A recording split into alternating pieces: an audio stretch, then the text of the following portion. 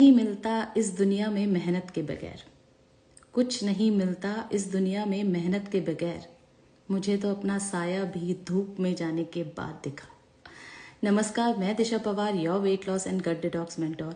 आज मैं फिर आ गई हूँ लाइव दिशा की जुबानी एक नई कहानी के साथ। तो जो आज का मेरा लाइव है वो एक सिंपल सी छोटी सी कहानी है, बट हमें बहुत कुछ सिखाती है। ये एक कहानी है एक बहुत ही बड़ी कंपनी की जिसमें बहुत सारे एम्प्लॉयज़ रहते थे।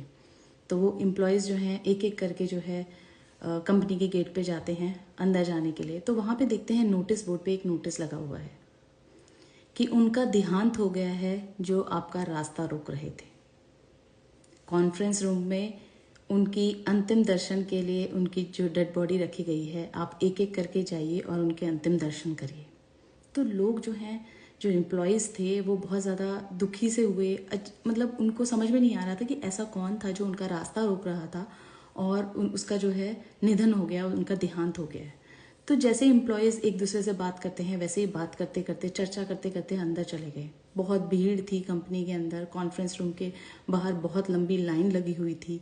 सब एक दूसरे से बात कर रहे थे, कोशिश कर रहे थे पता लगाने की कि कौन ऐसा है जिसका देहांत हो गया है और वो हमारा रास्ता रोक रहा था। बहुत कोशिश की, बहुत ज़्यादा पता लगाने की कोशिश की, लेकिन किसी को कुछ फ़ायदा नहीं हुआ। किसी को नहीं पता चला कि किसका देहांत हो गया है और वो किसका रास्ता रोक रहा था।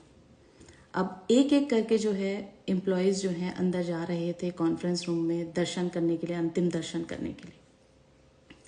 वहाँ पे अरेंजमेंट कुछ इस तरह से किया हुआ था कि कॉन्फ्रेंस रूम में जो भी एम्प्लॉय जाएगा वो बाहर आके दूसरे लोगों से संपर्क में नहीं आ पाएगा। वो वहीं से कहीं दूसरे रास्ते से बाहर चला जाएगा।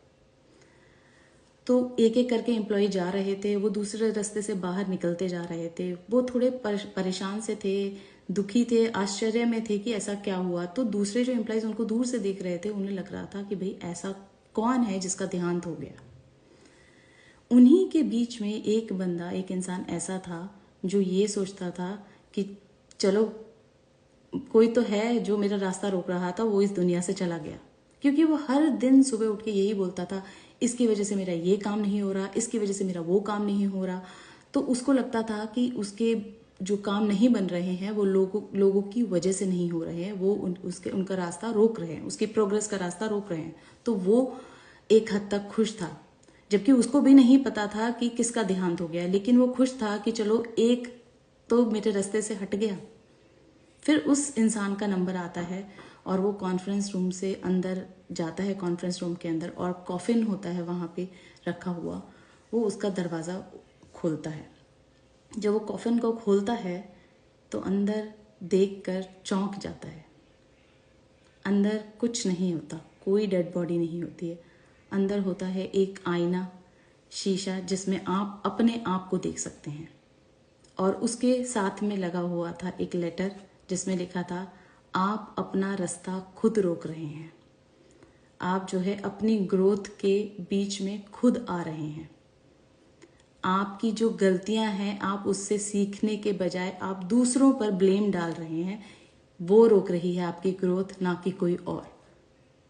जब उस इंसान ने वो लेटर पढ़ा और अपने आप को उस कॉफिन में देखा कि कौन है जो आपका खुद का रास्ता रोक रहा है, उसका जो है सोच के वो दिल बहुत ही ज़्यादा दुखी हुआ कि ये बहुत हद तक सच है। और वो जब बाहर निकला तो वो यही सोचने लगा कि मैं हर बार यही बोलता रहता था कि इसकी वजह से मेरा ये काम नहीं हो रहा, उसकी वजह से वो काम नहीं हो रहा, जबकि मैंने अपनी कमियों पर काम करना सीखा ही नहीं। तो इट इज़ वेरी इंपॉर्टेंट कि आप अपने अंदर झांके कि आप में क्या कमी है। कोई आके आपका रास्ता नहीं रोक सकता, कोई आके आपकी प्रोग्रेस को नहीं रोक सकता। अगर आप दिल से मेहनत करेंगे और बहुत हद तक आपको सफलता मिलेगी। कोई आपकी प्रोग्रेस को आके पकड़ नहीं सकता है अगर आप अपना दृढ़ निश्चय कर लें कि आपको उस अचीवमेंट को पाना ही पाना है। सो मैं बस यही कहना चाहूंगी, दूसरों में गलतियां निकालने से पहले अपने अंदर झांक के जरूर देखिए। वो आईना अपने आप आपके सामने रख के देखिए कि आप किस हद तक ठीक हैं दूसरों की गलतियों निकालने से पहले। सेम इन्हीं चीज़ों को लेके वेट लॉस की जर्नी भी होती है। बहुत ही सिंपल होती है। आपको जस्ट फॉलो करना है अपने मेंटोर को। आके ये नहीं बोलना है कि पार्टीज हैं, हमें एग्जिट प्लान दे दो। फिर हम आप लोगों की कोई मदद नहीं कर पाएंगे, क्योंकि हम जो प्लान देते हैं उस पर फोकस रहेंगे, तभी आप अपने टारगेट को भी अचीव कर पाएंगे। तो उस वक्त आप अपनी गलतियों को देखिए कि आपको कैसे अपने आप को कंट्रोल करना है और कैसे अपना टारगेट अचीव करना है। It's just up to you how you deal with it. So इसी कहानी के साथ मैं लेती हूँ विदा, फिर आऊंगी लाइव जरूर एक नई कहानी के साथ। धन्यवाद।